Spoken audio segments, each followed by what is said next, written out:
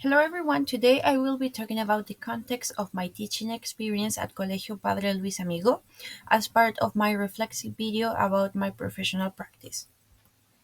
This is the overview of my presentation.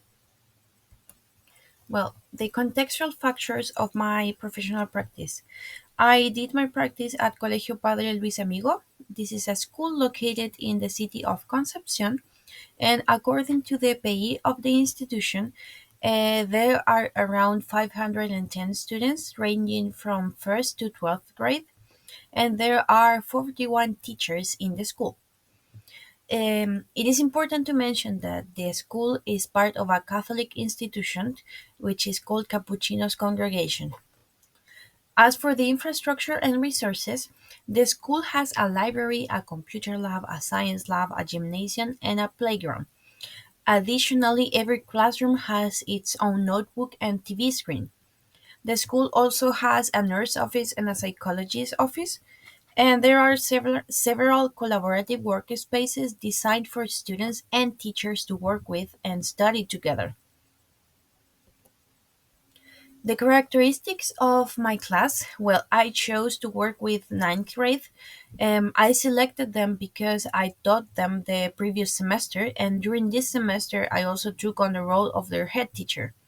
This allowed me to spend more time with them and get to know them better. This class has 45 students. There are 30 boys and 15 girls. And because there are more boys than girls, the class tends to be loud and a bit rowdy. And in my experience, they are still adjusting to the transition between basic education and high school, which is reflected in their behavior and their limited concern for consequences. Regarding the English level of the class, well, they are below A1, and some of them are going between A1 and A2, even going as far as B1. As for the identification of needs, to understand my students' needs more clearly, I applied a needs analysis to my ninth grade. This helped me gain deeper understanding of what they wanted and needed from the English class. I included questions such as if they liked learning English, the activities they enjoyed more, if they felt they needed support in an ability, etc. From their answers, I learned that most of the class enjoyed learning English, while some of them didn't, and some of them felt like in between 50-50. I also gained the insight that they enjoyed games and interactive activities, so I made sure to integrate them into my lessons. And another important finding is that they enjoyed watching videos and answering questions out loud, even if it's in Spanish. Um, I learned the ability in which they felt more comfortable, which was writing and reading since they didn't have to produce out loud, and the ability that they needed more support was speaking. As for the course objectives of Unit 4, the arts, I focused on goals that will strengthen the students' speaking abilities while also encouraging critical thinking.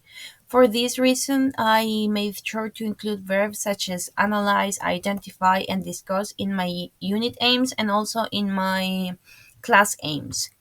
For the adaptation of contents, the needs analysis influenced the way I selected and adapted the materials for my lessons.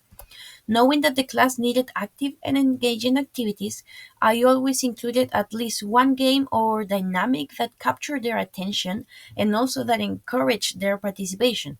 Since it was often difficult to keep them seated or to maintain a completely quiet class, I turned this reality into an advantage by including group work. This way, if they wanted to interact with their classmates, they could do so while still working on the tasks.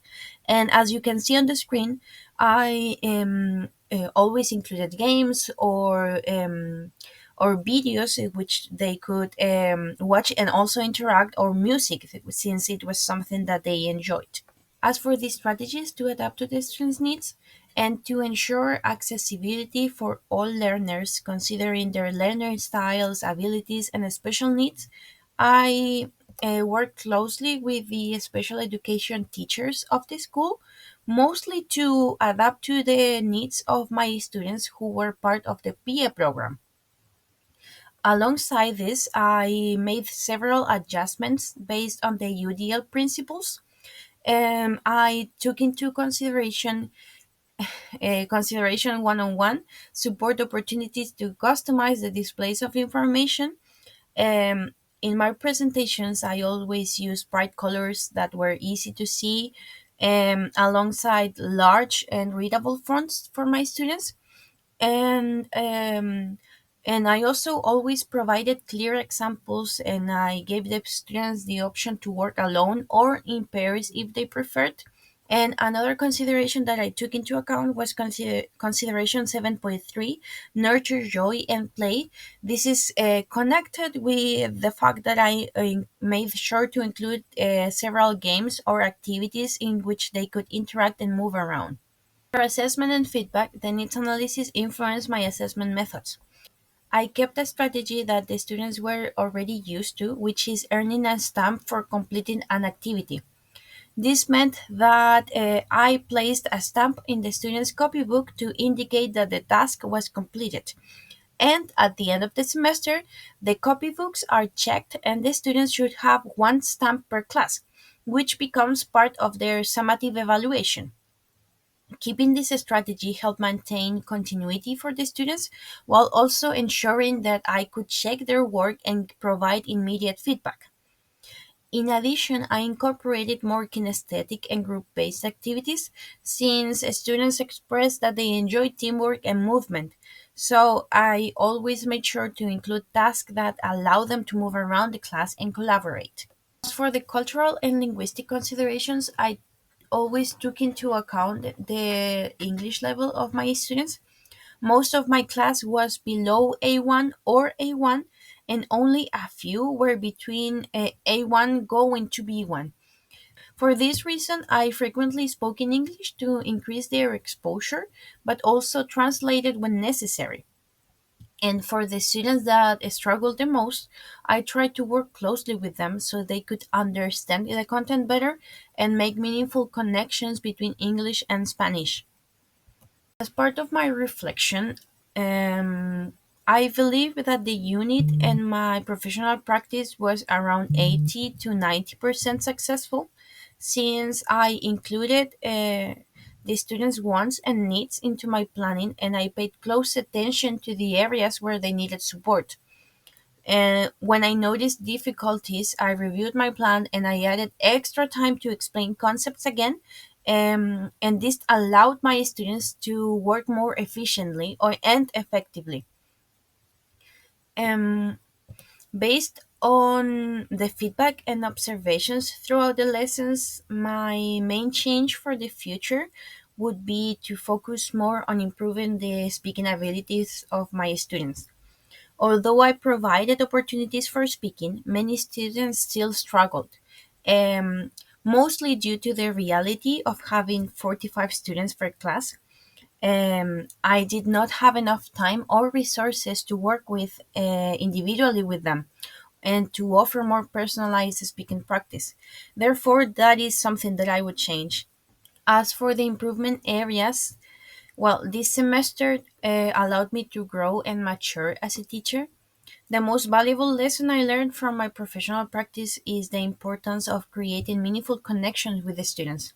Since I was the teacher who was there every day, they got to know me and they knew that they could count on me if they needed support or someone to talk to, which is something very important and valuable to me. As in areas for growth, I know that I need to continue improving my classroom management skills.